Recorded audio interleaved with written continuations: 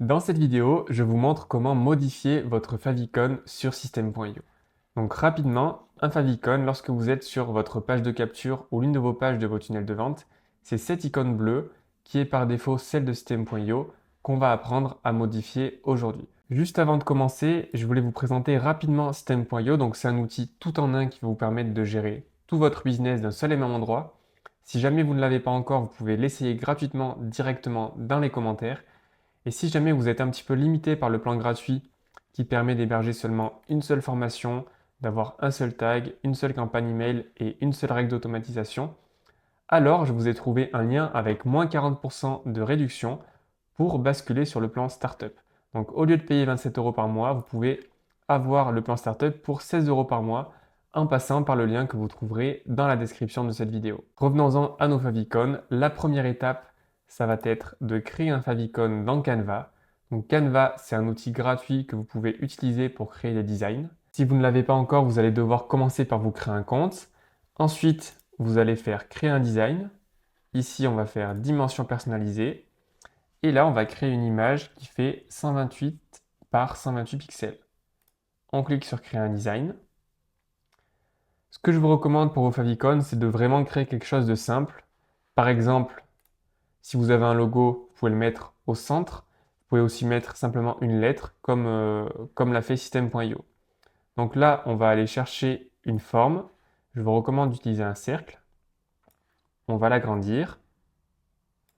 On va changer sa couleur pour qu'elle soit adaptée à notre branding. Donc là, vous pouvez mettre précisément la couleur qu'il vous faut ou en choisir une parmi celles qui sont ici. On va choisir celle-là. Ensuite, on clique sur texte. On va venir ajouter par exemple un titre. Ici, on peut mettre la lettre qui nous intéresse. Donc dans mon cas, je vais mettre un M. On va l'agrossir. Si vous avez un logo, vous pouvez très bien le mettre à la place de cette lettre. On va changer sa couleur. On va la mettre en blanc. Et on va s'assurer qu'elle est bien au centre. Déjà, on va centrer notre cercle. Voilà. Et même chose pour la lettre. Là, a priori, voilà. Là, elle est bien au centre.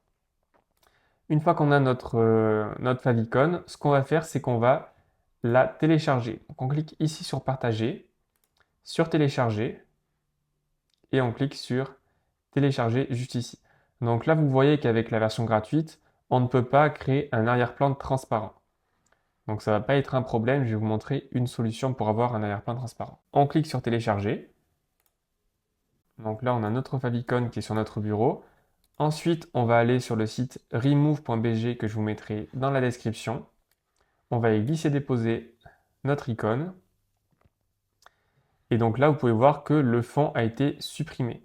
Donc là, ça nous a même supprimé en fait l'intérieur de la lettre, ce qui n'est pas vraiment problématique parce qu'au moins là, ça va s'adapter en fait à la couleur de notre navigateur. Donc là, on va télécharger cette nouvelle version. Ensuite, on va retourner sur System.io. Et maintenant, ce qu'on va faire, c'est qu'on va aller modifier notre favicon dans les paramètres. Donc pour ça, on clique sur sa photo de profil, paramètres. Ensuite, dans la colonne de gauche, vous allez sur domaine. Donc c'est ici, domaine personnalisé. Ici, vous avez la liste de vos différents domaines.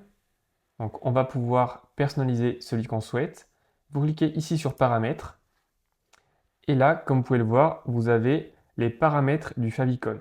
Donc ici, vous allez pouvoir venir faire glisser, déposer votre image. Donc au préalable, on peut la renommer favicon.png.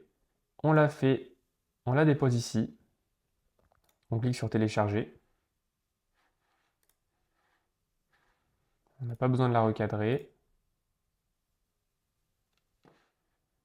On la sélectionne et on clique sur sélectionner. On sauvegarde. Maintenant, on va aller voir sur notre tunnel, par exemple sur cette page, si lorsqu'on met à jour, notre favicon a bien changé. Et là, comme vous pouvez le voir, on a bien notre favicon qui a été personnalisé. Donc voilà, c'était tout pour cette rapide vidéo. J'espère que ça vous a plu et que ça vous a aidé. Si c'est le cas, n'hésitez pas à me laisser un like, un commentaire et surtout abonnez-vous à cette chaîne YouTube pour découvrir d'autres tutoriels sur System.io.